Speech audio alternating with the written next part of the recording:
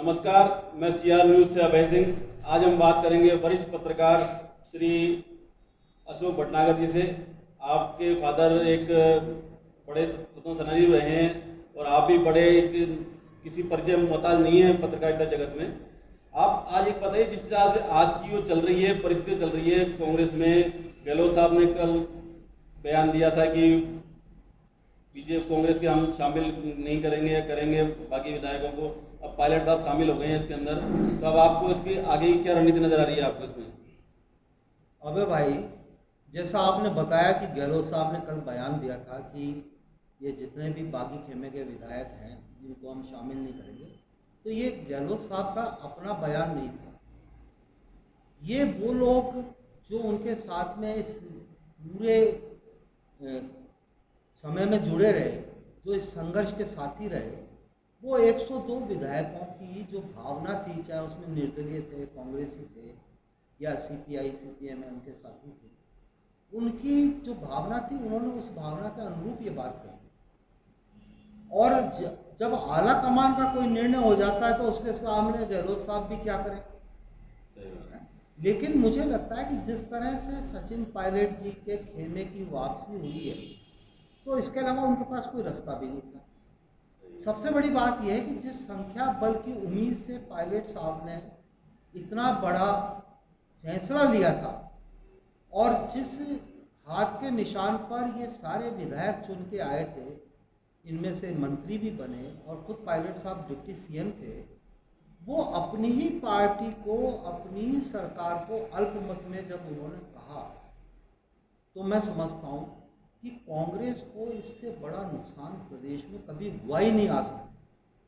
सुखाड़ा जी के कार्यकाल का आप देख लें या हरदेव जोशी जी के कार्यकाल का देख लें, या उसके बाद में आप शीतल माथुर की जिस तरह से मुख्यमंत्री पे ताजपोशी हुई थी, 1 महीने के लिए हीरालाल देवपुरा जी को जिस तरह से मुख्यमंत्री बनाया गया था, या बरकत साहब की बात है।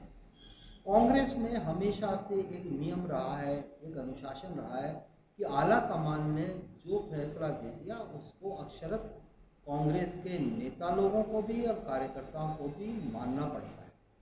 तो अबे भाई, अब सवाल ये उठता है कि ये वापस आ गए, चलिए अच्छी बात है, वापस आ गए, वापस नहीं आते तो जाते कहाँ? सबसे बड़ा सवाल यही है कि इनके पास में अपने राजनीतिक अस्तित्व को बचाने के लिए इसके अलावा और कोई रास्ता भी नहीं था। जी, तो अब आगे की क्या परिस्थितियां बनेगी? अब क्या गहलोत साहब और पायलट साहब के जो गुट हैं वो आपस में एक होकर के काम कर सकेंगे राजस्थान में? मुझे तो इसकी संभावना नज़र नहीं आती। बहुत स्पष्ट शब्दों में मैं अगर कहूँ आपको कि कल इस आला कमान के फैसले के बाद में जिस तरह से अहमद पटेल साहब बैठे, जिस तरह से वेणुगोपाल जी साथ में बैठे इन लोगों के, प्रियंका जी ने मध्यस्थता करी, भंवर जितेंद्र सिंह जी ने जिस तरह से इनका पैचअप कराने के प्रयास किए, और उसके बाद में जब ये सचिन पायलट जी की तरफ से कई शर्तें भी रखी गई, उन शर्तों के ऊपर कोई एक मत नहीं हो पाए सारे जने, है ना। तो सोनिया जी जिस तरह से नाराज हुई, उनका सबसे बड़ा सवाल यही था इन विधायकों के साथ में कि भाई आप लोग बताइए, कांग्रेस को जो आपने ये महीने भर के 1.5 महीने के पीरियड में नुकसान किया है, इसकी आप भरपाई कैसे करें? और जब भरपाई नहीं कर सकते तो आप शामिल तो होइए, क्योंकि आपकी आस्था आप कह रहे हैं कांग्रेस में है, शामिल होइए, जाके सरकार के हाथ मजबूत करिए, लेकिन आप शर्तें नहीं रख सकते। नहीं तो अब क्या इनके सचिन पायलट का राजस्थान में वर्चस्व रहेगा कि दिल्ली में सेंटर में जाके कोई उसमें बैठेंगे ये आपके हिसाब से? देखिए, अभी सेंटर में जाना भी दूर की कौड़ी है। सबसे बड़ी बात यह है कि सचिन पायलट जी बहुत अच्छे युवा नेता थे, और कांग्रेस में जब जब भी टूटन हुई है तो ये 2 पीढ़ियों के टकराव से ही टूटी है कांग्रेस। चाहे अभी ताज़ा ताज़ा आपने उदाहरण देखा ही था कि जो एमपी में हुआ, ज्योतिरादित्य सिंधिया जी जिस तरह से कांग्रेस को छोड़ के बीजेपी में गए, और आज बीजेपी में उनकी हालत क्या है, चाहे राज्यसभा सदस्य बन जाओ, उससे क्या होता है। तो कुल मिला के ये है कि सचिन पायलट जी आज उस स्थिति में नहीं है कि कोई वो निर्णय कर पाए। हाँ, ये बात जरूर है कि जिस तरह से रमेश मीणा जी का कल बयान मीडिया में आया है, और जिस तरह से विश्वेंद्र सिंह जी ने ट्वीट किया है, और एक पहली बार बना हुआ विधायक वेद प्रकाश सोलंकी जिस तरह से भाषा का प्रयोग कर रहा है, या प्रताप सिंह खाचरियावास को लेके जिस तरह का उसका बयान आया था पहले भी, है ना। और अभी भी मुझे समझ में नहीं आ रहा कि ये मांग करने की स्थिति में कहाँ है। जैसा उन्होंने अभी कह दिया कि साहब जिस धड़े के पास जितने विधायक हों, जितने वोट हों, उसको उस तरह से भागीदारी सत्ता में मिलनी चाहिए। अरे ये इस लायक रहे कहाँ गए सत्ता में भागीदारी मांगने के लायक?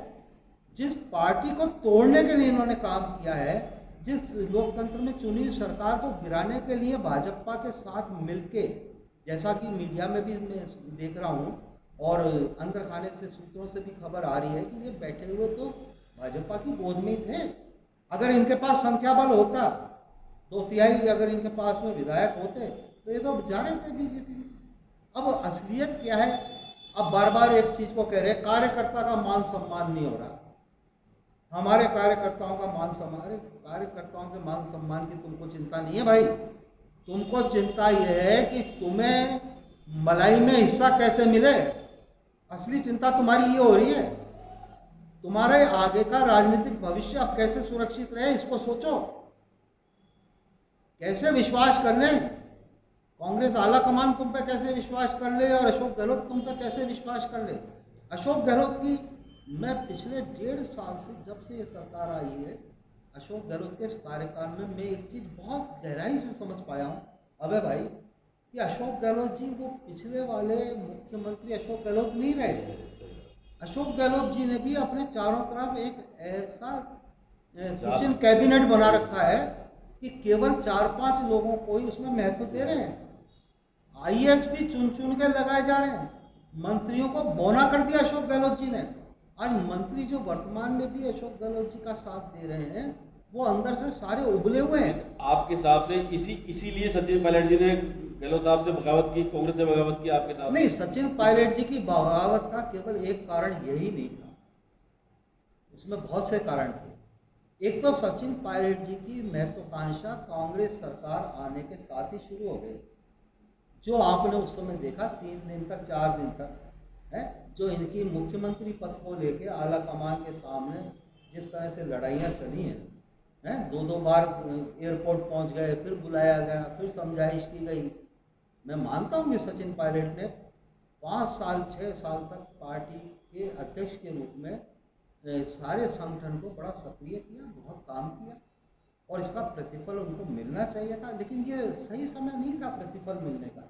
अभी बड़ी लंबी पारी खेलनी है उनको। युवा चेहरे हैं, कांग्रेस, राजस्थान कांग्रेस का कार्यकर्ता उनकी तरफ बड़ी उम्मीद से निगाह लगा के बैठा हुआ था, है कि सत्ता में जब भी अशोक गहलोत जी अपना रिटायरमेंट घोषित करेंगे, उस समय सचिन पायलट जी हमारे नेता के रूप में तो हैं ही, और मुख्यमंत्री के रूप में भी उभर के आएंगे। लेकिन सचिन पायलट की महत्वाकांक्षा और अति उत्साह, और उनके साथ में जो विधायक ST, SC, OBC, Rajput social engineering करने की भी कोशिश करते हैं, आज आला कमान के फैसले पर अब ये सवाल कैसे उठने लग गए? कहाँ गया वो अनुशासन कि साहब हमें सत्ता में भागीदारी दो? नहीं तो कल सचिन पायलट जी के बयान में उन्होंने यही तो कहा उन्होंने कि आला कमान ही बनाता है, आला कमान ही हटाता है। बहुत सही कहा। मैं सचिन पायलट की विश्वसनीयता पे कोई प्रश्न चिन्ह नहीं लगा रहा भाई, लेकिन सचिन पायलट के धड़े में जो उसके खेमे में विधायक शामिल थे 18, उनमें से 5-6 विधायक और पूर्व मंत्री खुल के सामने आ गए। इसका मतलब यह है कि सचिन पायलट खेमे में भी अब बिखराव हो गया, वो भी कई धड़ों में बट गए। आला कमान के फैसले में क्या होगा क्या नहीं होगा, 6 महीने में कमेटी क्या फैसला देगी, 3 आदमियों की वो कमेटी जो बनने जा रही है, जो इनके ग्रीवेंसेस को दूर करेगी, उनमें कौन कौन मेंबर होंगे, हैं, वो कितनी निष्पक्षता से इनकी बात सुनती है, ये सब अभी भविष्य के गर्व की बातें हैं। वर्तमान में क्या है कि सचिन पायलट का आला कमान से पैचअप जब हो गया, आला कमान ने जब उन्हें दिशा निर्देश दे दिए कि जाइए जाके राजस्थान में कांग्रेस की सरकार को मजबूत करिए, अशोक गहलोत के हाथों को मजबूत करिए, और पार्टी में जो विघटन हुआ है, उसमें जो लॉसेस हुए हैं उनको फुलफिल करिए, उस लाइन पर काम करने की बजाय सचिन पायलट के खेमे के ही लोग जिस तरह की कल रात से बयानबाजी कर रहे हैं, वो सचिन पायलट के लिए भी बड़ी नुकसानदायक है। वो अपना तो भविष्य खराब कर ही रहे हैं, लेकिन साथ में सचिन पायलट को भी सवालों के घेरे में खड़ा कर रहे हैं। नहीं तो अब आपके हिसाब से इनके गुट के जो विधायक हैं, इनका क्या राजनीतिक भविष्य होगा? इनको कोई पद दिया जाएगा, इनको मंत्री बनाया जाएगा, कि इनको ऐसे ही रखा जाएगा जैसे पहले थे ये? देखो, अशोक गहलोत की कार्यशैली बड़ी अलग किस्म की है। अभय जी, उनके लिए सबसे बड़ी बात आज की तारीख में जो प्रायोरिटी है वो ये है कि राजस्थान को मध्य प्रदेश या कर्नाटक या गोवा या मणिपुर नहीं बनाना है। तो उसके तेलंगाना जैसा हाल नहीं होना चाहिए। तो उसके चलते अशोक गहलोत हो सकता है कि कहीं किसी एक आध नाम के ऊपर कोई समझौता कर भी लें, लेकिन वो एक तात्कालिक समझौता होगा। जितना मैं अशोक गहलोत जी को जानता हूँ, जितना मैंने उनको 40 साल से कहती है राजस्थान की जनता है, वो नारा चला करता था ना, अशोक नहीं आंधी है, राजस्थान का गांधी है। ये सारी जनता से कैसे जुड़ते हैं, मतदाता से कैसे जुड़ते हैं, ये राजनीति में देखिए हार जीत चलती रहती है। लेकिन अशोक गहलोत की कार्यशैली बड़ी अजीब है और बड़े अलग किस्म की है। ये ठंडा करके मारते हैं। ये भाई बिल्कुल सही बात मैं आपको बता रहा हूँ। आज हो सकता है कि कहीं किसी बात का कोई छोटा मोटा समझौता करना पड़ जाए, लेकिन उन विधायकों का जो अशोक गहलोत के साथ इस संघर्ष में कंधे से कंधा मिलाकर खड़े रहे, त्योहार भी छोड़ दिए, राखी भी छोड़ दी, ईद भी छोड़ दी, अशोक गहलोत जिंदाबाद करते रहे, उनकी अब हक नहीं काट सकते अशोक गहलोत जी भी। अरे जब लड्डू बटेगा तो उन्हीं में बटेगा, इनमें कैसे बांट दें?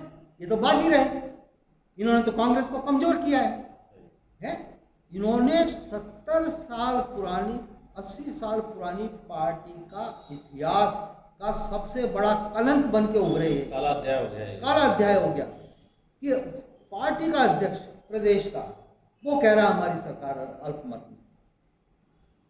ठीक है, मानता हूँ कि अशोक गहलोत जी ने भी इस दरमियान कुछ कड़वी बातें कही सचिन जी के लिए, लेकिन उन बातों में मुझे उनका फ्रस्ट्रेशन कम नजर आया। पार्टी के प्रति उनकी जो लगाव और वफादारी है वो कहीं आगे झलक के आई।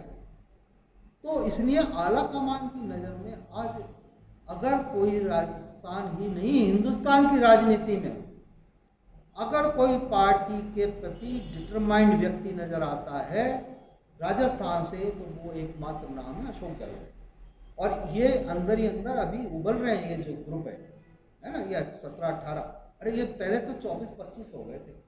दानिश भाई भाग के आ गया, चेतन डूडी भाग के आ गया, शकुंतला रावत जी भी पहुंची थी वहाँ, आपको मैं बता दूं है, लेकिन वो एक दिन पहले ही भाग आ गई यहाँ पर। चलो अच्छा हुआ, देर आए दुरुस्त आए। तो वो सब तो खैर रह गए। विश्वास करने योग्य कौन रहेंगे कौन नहीं रहेंगे? आप क्या समझते हैं कि जो सरकार में सत्ता में सर्वोच्च पद पे होता है, मुख्यमंत्री होता है, क्या उसका इंटेलिजेंस नहीं होता? क्या उनको सब कुछ पता था? लोग कह रहे थे और बहुत कॉन्फिडेंट रहे पूरे। आपने देखा होगा घटनाक्रम में, है चाहे वो होटल में हो, यहाँ हो, जैसलमेर हो, कभी आपने नहीं देखा होगा कि तनाव में रहे और राजकाज बराबर किया। कोरोना पीरियड चल रहा है, इसकी सबसे ज़्यादा चिंता रही है उनके कंधे से कंधा मिलाने में जिन मंत्रियों ने उनका साथ दिया और बहुत प्रमुख होकर साथ दिया है और प्रखर होकर जिन्होंने बात कही, उनमें एक डॉक्टर रघु शर्मा रहे, एक आपका प्रताप सिंह खाचरियावास रहा। मुझे तो ताज्जुब ये है कि पहली बार का बना हुआ विधायक उन लोगों को चैलेंज कर रहा है, उस हस्ती को चैलेंज कर रहा है जिसकी पहचान कांग्रेस है और जिसके नाम से कांग्रेस राजस्थान में चल रही है। अशोक गहलोत को उंगली उठाना, अरे भाई वो आज भी कितना श्रेय दे कि उन्होंने कहा कि चलिए अब आप आ गए, कोई बात नहीं, मैं सबको गले लगाऊंगा, आप मेरे बच्चों बराबर हो, बेटे बराबर। क्योंकि राजेश पायलट जी के और अशोक गहलोत के जो ताल्लुका सुधार करना होगा, जनता से, कार्यकर्ताओं से जो उनका जुड़ाव जिस तरह का होना चाहिए और सबके लिए अवेलेबल होना चाहिए। सुनने में आया कि सचिन पायलट जी कार्यकर्ताओं से बहुत दूरी रखते हैं, ये इसका भी एक कारण रहा नहीं, कि वो पिक एंड चूज वाली स्थिति रखते थे और वो उनके लिए हितकारी नहीं है। राजनीति में आदमी को बहुत खुले मन का रहना चाहिए। छोटे से छोटे कार्यकर्ता को, आज ये बात कर रहे हैं सारे लोग मिलके, ये 18-19 जितने भी हैं, कि साहब कार्यकर्ता का मान सम्मान के लिए हम लड़ाई लड़ रहे हैं। कार्यकर्ता के मान सम्मान की लड़ाई नहीं लड़ रहे हो आप लोग लड़ रहे हो सत्ता में पद पाने की लड़ाई, और उसमें आप फेलियर हो चुके। मान लीजिए इस चीज को, अगर नहीं मानते तो आपकी भूल है। अगले इलेक्शन में आप अपनी कॉन्स्टिट्यूंसी के अंदर भी नहीं जीत पाएंगे। आप देखिएगा, टिकट आए पहले तो आपका, अब आला कमान इस बात पे बड़ा गंभीर है। अगर आपने पुनः ऐसी कोशिश करी तो मैं कह रहा हूं आप लोगों का राजनीतिक भविष्य हाशिए पे आ जाएगा। केवल अशोक गहलोत की वजह से नहीं आएगा, पार्टी के खिलाफ बगावत करने का आप पे आरोप लग चुका है। और अगर पुनः, क्योंकि जिस तरह की बयानबाजी आ रही है, मुझे लग रहा है सब कुछ गुडी गुडी नहीं है अभय जी, अभी भी अंदर उबाल है, कहीं ना कहीं हल्की हल्की चिंगारी सुलग रही है, क्योंकि कई पद ही चले गए, मंत्री पद चले गए। हाँ, ये बात है, मैं बिल्कुल मान रहा हूँ कि अशोक गहलोत जी सभी विधायकों के जो बागी खेमे में भी थे, उनके क्षेत्र में विकास की कार्यों में अवरोध पैदा नहीं करेंगे, हैं? तो उनके लिए तो हर क्षेत्र, हर विधानसभा उनकी अपनी बराबर है। लेकिन अशोक गहलोत जी को भी अपनी कार्यशैली में परिवर्तन करना पड़ेगा। एक तो ये जो ब्यूरोक्रेसी में बैठे हुए जो बड़े बड़े अपने आप को सेकंड सीएम मान के चल रहे हैं ना, ये आईएएस अधिकारी वगैरह, इनकी नकेल डालनी पड़ेगी, है? दूसरा, जो मंत्री कॉन्फिडेंशियली इनके साथ में काम कर रहे हैं, टीम वर्क है ये तो, है ना अभय जी, उनको फ्री हैंड देना पड़ेगा अशोक गहलोत जी को। अब ये नहीं है कि हर सीएमओ से ही सारे आदेश जारी होंगे। इस मामले में अशोक गहलोत को अपनी कार्यशैली को बदलना भी होगा, और मैं कहता हूँ कि बहुत अच्छा होना चाहिए। इनके ग्रीवेंसेस भी दूर करेगा आला कमान, कमेटी भी बनेगी, वो सब है। लेकिन अभी मैं नहीं समझता कि इन लोगों को, जो अभी ताज़ा धोखा पार्टी को दे के, अपनी ही पार्टी को, जिसके हाथ के सिंबल पे जीतने वाले ये विधायक अपनी पार्टी की सरकार को गिराने का काम कर रहे थे, इनको कोई पद दिया जाएगा, मेरा ऐसा मानना नहीं है। बाकी तो देखिए, अब ये बाकी गहलोत जी की सोच के ऊपर है। धन्यवाद। आप